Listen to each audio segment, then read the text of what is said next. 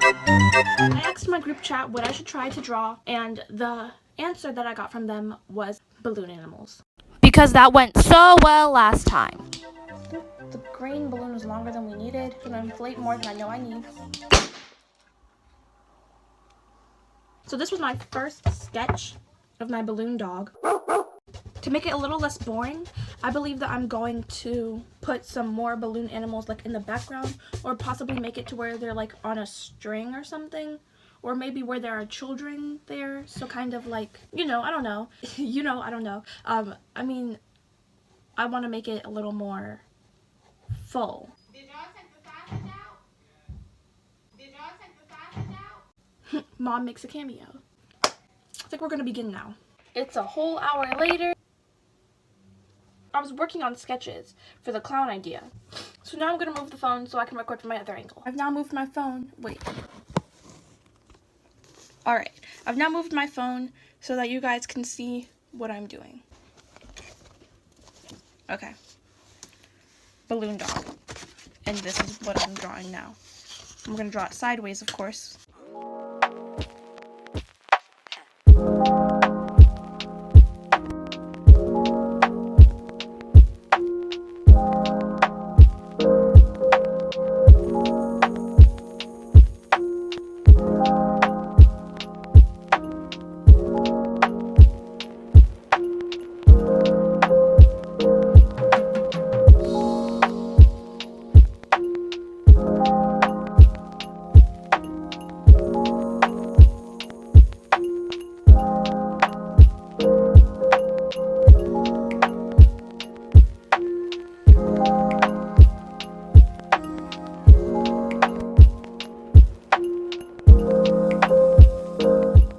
Now I'm gonna go get some water to put inside of my two cups, and then get my watercolors, and then my brushes.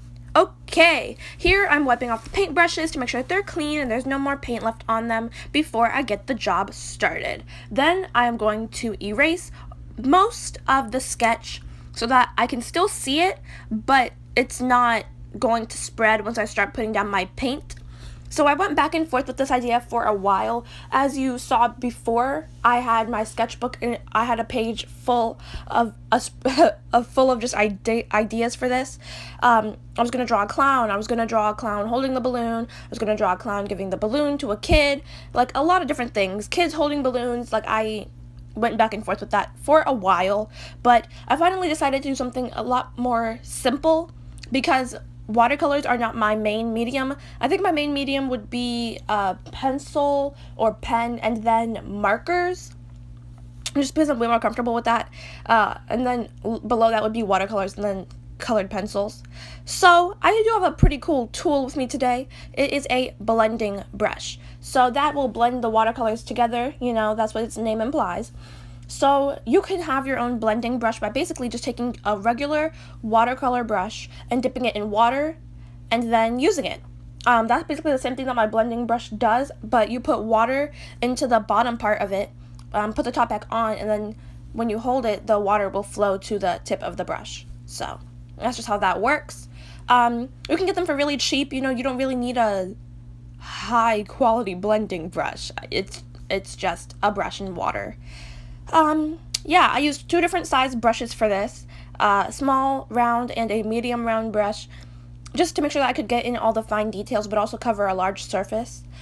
And I'm going in adding shadows with a darker shade of red, because I originally went down on the paper with pink, and then I wanted to add in shadows because pink is the highlight color. And I also was struggling to make it look kind of transparent because it is a balloon.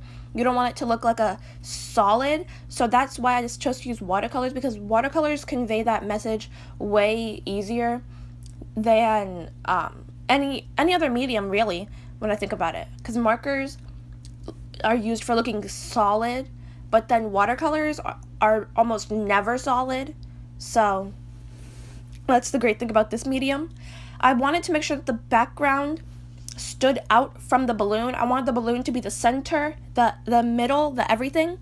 So I was kind of teeter-tottering back and forth on what color I wanted the background to be as well. because at first I was going to make it yellow, but then I said no because I wanted to make the balloon yellow originally, and then I was going to make the background blue, but red and blue, that would be kind of strange because it's two primary colors. And then I said, well, let me just make it black because black is the best color for covering things up, which is why when you go in order, you start with the lightest color that you're using first and then move on to the darkest one. So I decided to just make it black so that I could cover up all of those times that I got outside the lines, which was not too many, just so that I could cover up those little errors that I made. Okay, now I'm just going to use that paintbrush to blend out the red, and then sign my name with a Sharpie in the bottom right hand corner, and then I'm going to be done with this painting. There we go.